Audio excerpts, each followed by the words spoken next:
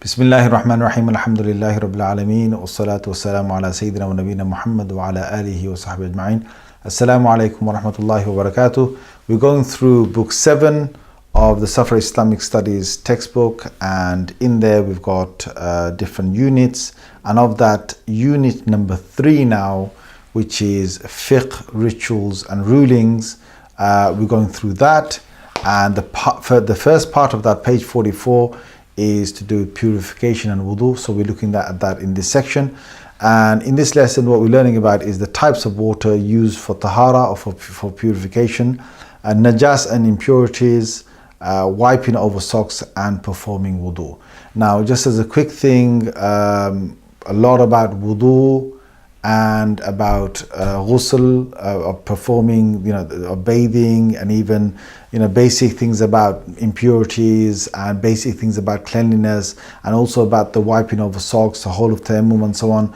All of that has been covered in our previous books from 1 to 6.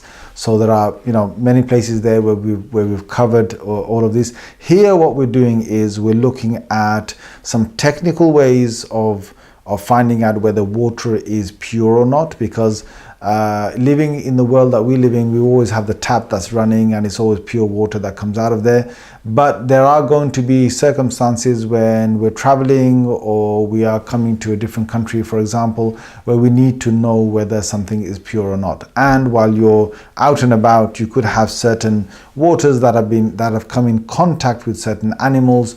Is it going to be pure for me to use that water for purification or not? Or how do I actually purify something? All of those things we're looking at. So this is at a slightly sort of advanced level of us understanding rulings about that. So as a basic rule, wudu and ghusl, or washing of the body, should always be performed with clean and pure water. If this is unavailable, then we will perform tayammum, and the rulings of tayammum have obviously been covered before. So clean water, natural water, including rainwater, water from the sea, rivers, streams, canals, large ponds and lakes, water drawn from the ground, and water from melted snow or hail, is clean and pure. The water that we get from our taps is also clean and pure. So all these forms of when you get water, given to us with natural ways, is completely fine for us to do wudu with, or to do ghusl and so on and so forth. And because the water that comes from our taps is refined, it's gone through a process from the reservoirs and so on, it's fine to do wudu from there because it's clean and it's drinkable.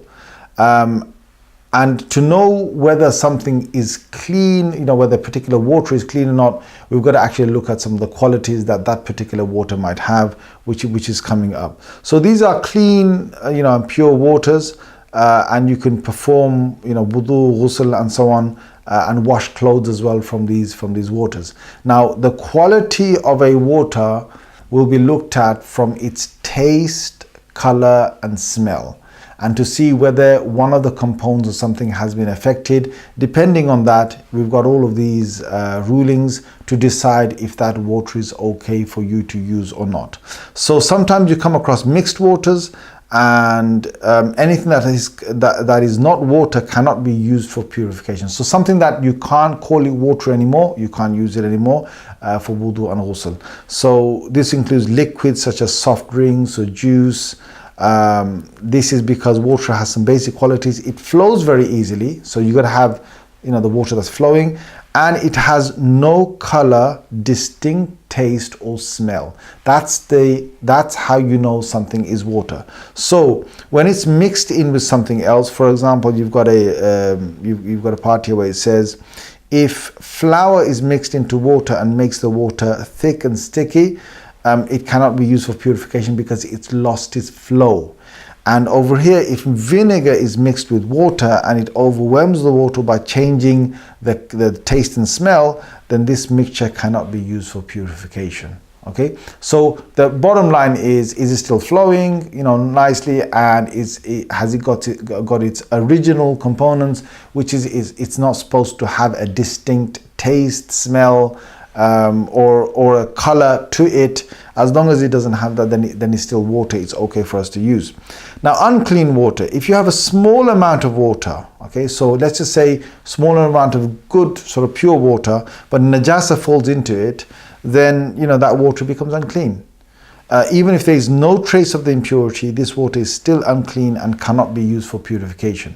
To look at and find out what is a small amount, we've got this section here where water in a pool or basin that is more than 10 times 10 cubits or approximately 5 meters by 5 meters and deep enough that if you were to scoop up the water, like so you scoop it up with your hands, if you were to scoop up the water, the base would not be visible, is considered to be a large amount of water. So any amount that size, and also the shallowness or the depth of the water is such that if you did scoop it, you wouldn't reveal the base or the bottom of that container or that area.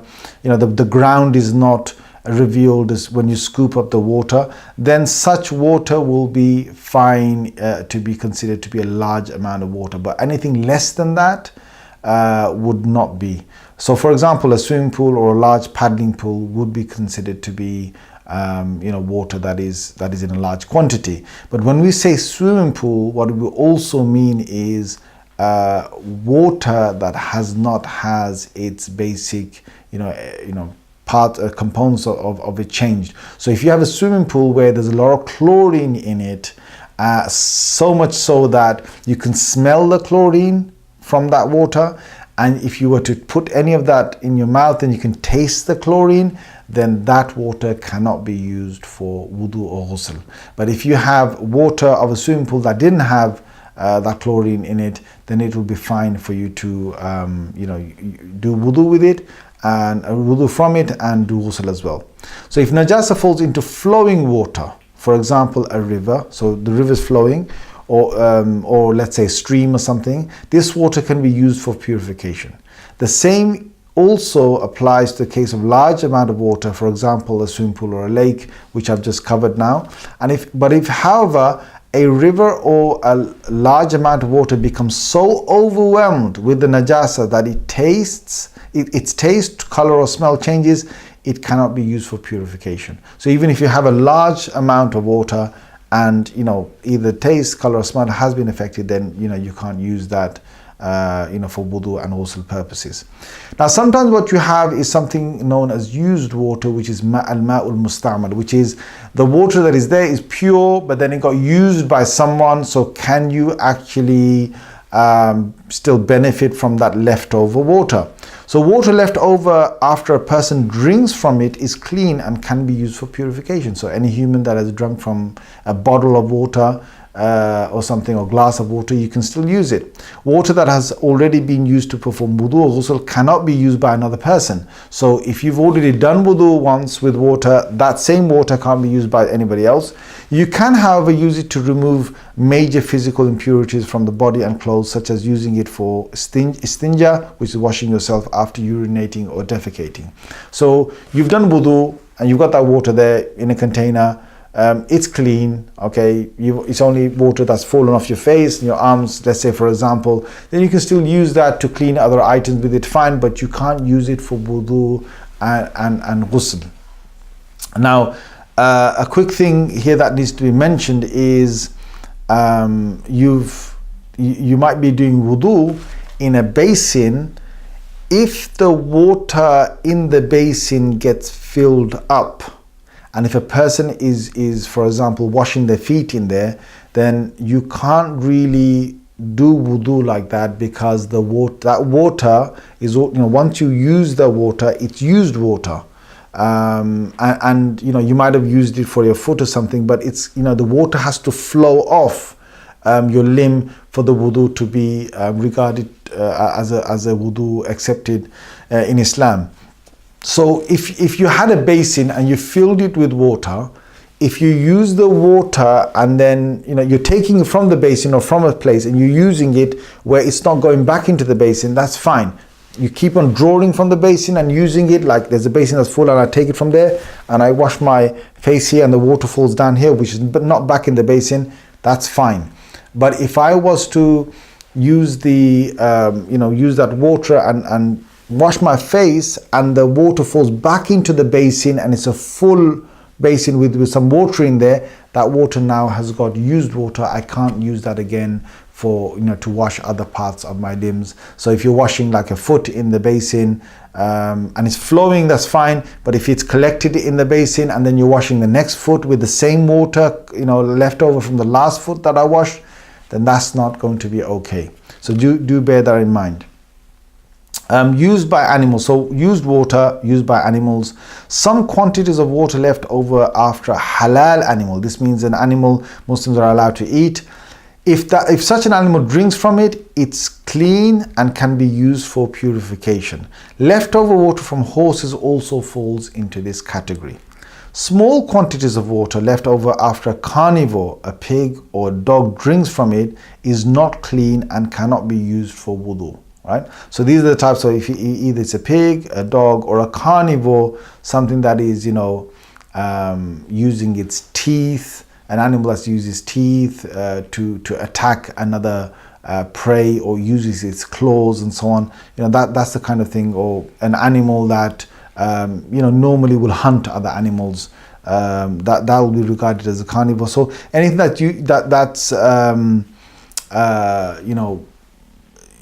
such an animal, if it leaves water, then you can't use that water for wudu or ghusl. It is makruh tanzihi, so it's disliked to use small quantities of water from which a cat drank. Water from which a donkey or a mule drinks is considered doubtful in purity, so it is best avoided to use such water for wudu and ghusl. The reason why is because such animals, okay, so let's, you might get this question, well, why is it that you've got this differentiation? Well, the differentiation comes because you've got certain animals that are eating, devouring maybe other animals, and when they're devouring such an animal, we wouldn't consider that to be a halal animal. So therefore, when such an animal is now drinking from water, it could have from its mouth something that is not halal for us to even come in contact with, or to consume, or to use, and therefore it's not halal for us to do wudu and ghusl from such waters. Now, why is it makruh with these animals? Because a cat could eat something which is najasa, and also donkey or mule, we don't know, sometimes they do find their mouth into rubbish and so on, and therefore when they're drinking from water, they could pass on whatever they drank from there to over here. But usually such animals that it's okay for us to eat, let's say for example a cow or a bull, normally they're grazing and they're eating grass, but they wouldn't put their mouth in with contaminated things that then would be passed over to the water that we might be using. So that's the reason why there's a difference. Now we're just going to look at what najasa is. So as an outline, the following are considered to be najis and impure. So anything that comes out of the human body and requires wudu or ghusl. Right? For example, blood, pus, excrement, urine, vomit, that is a mouthful, and so on. These things would break the wudu. So vomit or pus or blood and so on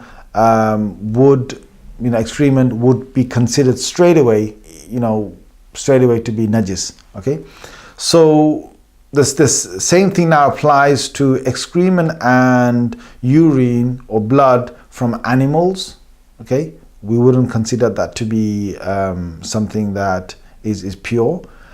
Droppings of chicken, duck, geese, and predatory birds such as eagles and so on, which is going to be also considered najis, impure. And anything from pigs or alcohol or saliva of dogs and predatory animals is going to be something, again, najis, which is impure. This is from a religious perspective, and dead animals, of course. Okay, there are some exceptions that I mentioned here, but what I want to say to you here is that with regards to dogs, we've put here, if you look carefully, it's saliva of dogs. So what needs to be explained here is that if somebody has a dog that brushes its fur, that's completely fine. It doesn't make your clothes impure. It's only the saliva. If the saliva was to come in contact with your clothes, then you'd need to wash that part of your clothing, or if it comes in contact with your skin, then you need to wash that part of your skin. Now, one other thing I need to mention here is, generally, because of the saliva of dogs, Muslims wouldn't necessarily be, near dogs or wanting to have dogs. But do remember that there are, places for dogs in Islam too. Okay, because if somebody was to have a dog outside of the house and just as a guard dog, and they need it to protect the house, then that is something which is halal. And also there is a part in Surah Ma'idah that talks about hunting dogs. So if the dog is trained to actually hunt, and there's a whole fiqh section to that, and then that can be allowed as well. And if somebody is blind and they need a guide dog, then of course for them it's fine. So there is a place for dogs in a person's life who does follow Islam. So it's not like completely the same as what pigs are, because swines or pigs, their essence and so on is regarded in Islam to have impurity. Which means everything of the pig will be impure. So just bear that in mind, because some people might have gone to a park or something and a dog might have come and sniffed their clothes, but it doesn't make it najis, it doesn't make it impure. Okay. Now, if there is any form of najasa or any form of uncleanliness or impurity, then you've got to try and decide whether it's ghalidha or khafifa. Ghalidha means it's heavy or severe forms of impurity, and khafifa is the lesser or lighter impurity. So it's divided into these categories. And based on that, then you've got these rulings. So everything in the list on the left over here is najasa ghalidha. Okay, and if it's on your clothes, then it needs to be washed before performing salah if the amount is larger than a 2p coin. So they get the 2p coin from the dirham that they had before, and also because it's like the part of the inner part of your palm, the size of that. There's a kind of a line that they need to draw of how much is allowed or not allowed. But if it's to do with ghalidha, any of these, and if it's something which is larger than that amount, then it must be washed. Otherwise, the salah is not going to be accepted, if you perform your salah in such clothing. But the urine of halal animals and the droppings of predatory birds are both najasa khafifa. Okay, so if it's bird and it's a predatory bird, its droppings is going to be najasa khafifa. The droppings of halal birds that fly are not najis at all. So again, you might be out and about and some pigeon or whatever, or some other bird that's flying, that's dropped something on you, that's going to be considered now to be najasa khafifa. When najasa is in the body or clothes, it should be removed before performing salah. So again, any form of najasa, you want to move it. However, for najasa ghalidha, like we've explained over here, you're not excused. Okay, so an amount the size of a dirham might be excused. So anything less than a size of that 2p coin or dirham is going to be excused. This is about the size of a 2p coin, but anything more than that is not going to be excused. For najasa khafifa, however, an amount up to the quarter of the clothes or limb is excused. Okay, so let's say, for example, if you had a piece of clothing, a quarter of the piece of that clothing is going to be something which you'll be excused up to if it's khafifa. In both cases, it is still better to clean the clothes or body first before performing salah with the excused amounts. Is makruh tanzihi. So what we're saying here is it's still makruh to pray in such clothes. You've got an impurity on your clothes. It might be khafifa, but it's better to change the clothes and pray in other clothes. And the reason why all of this is here, because sometimes you're traveling, or you now have dirtied your other clothes, and you've only got this one clothing. So that's why the rulings are there for us to know exactly what to do in such cases. Now we're going to look at a section of how to clean impurities. So when cleaning visible impurities from the body or clothes, you need to wash until the najasa is removed. Okay, carry on washing it till it's removed. For invisible impurities such as urine, the clothing and body needs to be washed until you are satisfied that the impurity has been removed. So you might, wait till you can't smell it anymore. You might wait till you can't see whatever stain it might have left, and so on. This can be done, for example, by washing at least 3 times and wringing the wash each time out. So if you've got even, you don't have to put it into the washing machine just to get it washed. I mean, that's the best way to wash it, fine. But let's just say you haven't got a washing machine right now, or you've got clothes on and you need to use these clothes. So you take that part of clothing and you put it under the water, you wash it, and then you wring it out once, you wash it again, okay, and then you wring it out again, and you wash it again, and you wring it out again. If you've done it 3 times, then it should be okay. But if you're still in doubt, then wash it another, once or twice. Machine washing or dry cleaning are also both accepted ways to remove impurities. If after washing thoroughly some stain still remains, for example, you've got an outline of blood stain, this will be disregarded. So sometimes what happens is blood fell into clothing and a white shirt, for example, you put it in the washing machine, you wash it several times, whatever, and then there's still a stain is there, but there's no smell of the blood, it's only just been stained because of the color. Then that will be excused and you still can pray in that. Impurity in the ground can be cleaned by pouring water over the ground. So if you've got something where the water is being absorbed into the ground, you put water over it, it should clean it. Now if you've got, this comes obviously from the hadith where a person came and he urinated in one place of the masjid, and the Prophet ﷺ told them to get buckets of water and to throw it over onto that place, because the clean water would have taken the whole urine, whatever it was, straight into the ground, and it would have cleaned the ground. Now if the impurity is a solid, you can just literally remove the solid impurity away, because it's dried, it's solid, and you can remove it. Also, if the sun dries the ground until the trace of an impurity such as urine disappears, the ground is clean. We've got certain ahadith that tell us, that when the ground, إِذَا جَفَّتِ الْأَرْض zakat, when the ground becomes dry, then it's pure again, because the sun would have, taken out whatever impurity it had in there. It's become dry. Now you can't, see the impurity there. That's fine. Whatever wet impurity it had would have gone and it's clean. If impurity is on carpets or let's say a mattress, it should be washed thoroughly until the impurity no longer remains. Okay. If the impurity is invisible, washing the place 3 times and letting it dry each time will be enough to make it clean. So anywhere where you've washed it 3 times and you're satisfied with it, will be good. But if it's, let's say for example, a washing machine and it's najis, it's always good to put the cycle on a quick wash first and then put it onto the full sort of wash, because the quick wash will give it that extra rinse before it goes through 3 sort of full cycles or something. So you're absolutely sure that it's been cleaned. But if the clothes come out smelling nice and the impurity is gone and there's no trace of the impurity, it's fine. You can continue wearing those clothes without having any doubts.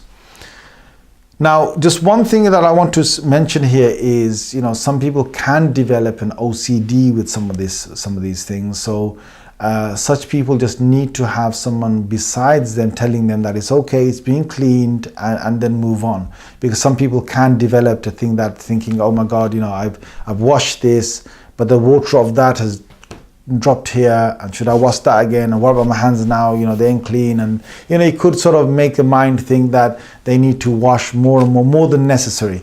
So such people just need to be carefully monitored by someone that is close to them, and they can deal with just making them believe that, look, it's clean now, fine, move on and get on with whatever else you have to do. Wiping over socks, again, this whole section has been covered before, but what we're doing here is we're giving now some technical parts. So where it's been covered is in our primary series, but over here we're now looking at where masa might be sort of allowed, and what kind of, when do you actually know that something qualifies for you to do masa over it. So if a person performs a full wudu and wears socks, the next time they perform wudu again, they are allowed to wipe over their socks with wet hands or perform masa. It's not any socks that you can do it. It has to fulfill certain conditions. So the basic conditions for socks on which you can wipe are as follows. So the socks should not be transparent and need to cover the feet up and including the ankles. Okay, that's number one. Second one is they must be thick enough that water does not seep through when wiping over them. So they've got to be thick socks, right? Next one is they must hold to the feet without being tied. So if you look at these leather sort of socks, they can be kept upright without them sort of falling down. And that would, make a lot of socks not be to the extent that you can actually use them for to do masa over. They should be strong enough that you can walk for about 3 miles without the socks tearing. So they've got to be durable socks that you're using. Now the original socks upon which the Prophet ﷺ did masa over were sort of leather socks. And we understand that any time you want to do masa over such socks, they've got to fall in line with such leather socks. So if you had leather socks, that's completely fine. Or you had socks that were, there are certain socks that you can actually buy now that are waterproof socks that are breathable as well. You can use such socks as well because they're thick. They fulfill all the qualities that are here. And the actual socks that the Prophet ﷺ used, they were actually known as khuffain. They were a type of socks or leather socks that were in his time, and those are the ones that Rasulullah ﷺ he did masa over. But you can't do masa over, let's say, scarves, caps, hats and gloves. You can't do masa over those. Now there are certain basic rules for wiping on socks. So this means you should perform a full wudu, including washing your feet, and then you go ahead wearing your socks, and after that you can wipe over your socks from the time you started to wear them. But when do you actually wipe over the socks? You wipe over them after you need to renew your wudu. So you did a full wudu, you washed your feet, and then you wore your socks, you wait, you broke your wudu. Now you've refreshed your wudu, and when you've refreshed your wudu, you now can wipe over your socks. From the moment you broke your wudu, okay, while wearing the socks, that's the moment now you count the time of your 24 hours you've got now to wipe over those socks if you're a local person, and it's 72 hours if you're a musafir or a traveler. Now, each time you take your socks off, then your masa is going to expire. However, if you haven't yet broken your wudu, let's say for example, I did full wudu, I wore my socks, I still have got my wudu, okay? I still got my wudu because I washed my feet, I wore my socks, but I'm now feeling a bit hot and I want to take those socks off. I can take them off, all right? And I can wear them back again because I haven't yet broken my wudu. So you can still, you can take them off and wear them again. But if you break your wudu and then you take your socks off, then now it's expired. You have to wash your feet again. And you have to do a proper wudu or wash your feet again because now you've taken your socks off while your wudu was broken.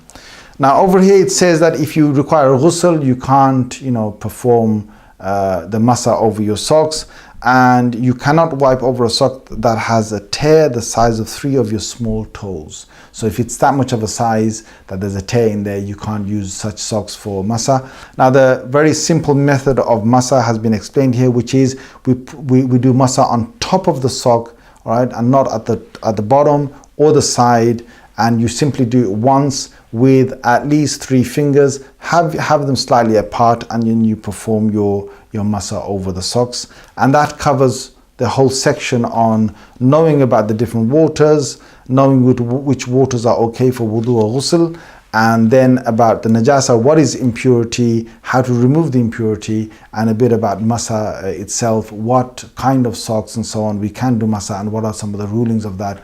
That's been covered in this section. Jazakumullah khair. Wassalamu alaikum wa rahmatullahi wa barakatuh.